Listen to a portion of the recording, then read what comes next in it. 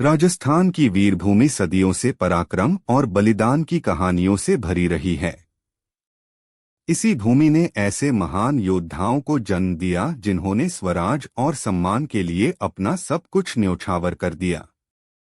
इनमें सबसे ऊंचा नाम है महाराणा प्रताप सिंह सिसोदिया, मेवाड़ के राजा, जिन्हें इतिहास में भारत का पहला स्वतंत्रता सेनानी कहा जाता है।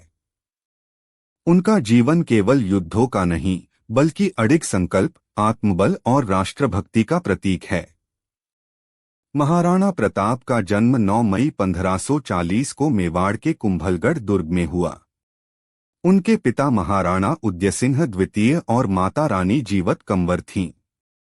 बचपन से ही प्रताप में अद्भुत साहस और स्वाभिमान झलकता था। कहते हैं कि जब वे छोटे थे, तब एक बार किसी दरबारी ने उन्हें साधारण खिलौना तलवार दी। प्रताप ने मुस्कुराकर कहा, मैं तलवार से खेलने के लिए नहीं, चलाने के लिए पैदा हुआ हूं। यह बाल्यकालीन घटना उनके स्वभाव का परिचायक थी। वे कठोर परिश्रम, घुड़सवारी, तीरंदाजी और युद्धकला में निपुण थे। साथ ही वे न्यायप्रिय और प्रजा के प्रति अत्यंत संवेदनशील थे।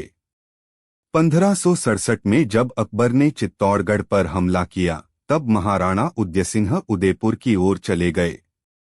बाद में उन्होंने अपने छोटे पुत्र जगमाल को उत्तराधिकारी घोषित करने की कोशिश की, परंतु मेवाड़ की जनता और सरदारों ने प्रताप के तेज और योग्यता को पहचान लिया और उन्हें ही मेवाड़ का महाराणा घोषित किया।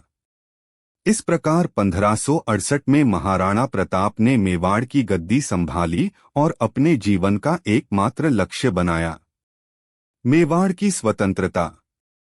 अकबर उस समय पूरे भारत को एक साम्राज्य में जोड़ना चाहता था।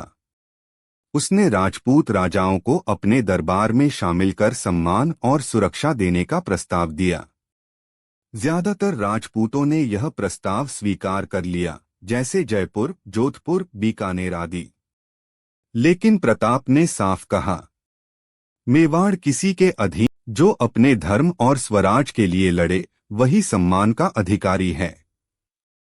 यह घटना अकबर के लिए चुनौती बन गई। अकबर ने प्रताप को झुकाने के लिए युद्ध का आदेश दिया। राजा मानसिंह और आसफ खान के नेतृत्व में विशाल मुगल सेना चली, लगभग 80,000 सैनिक। महाराणा प्रताप के पास मात्र 32,000 योद्धा थे।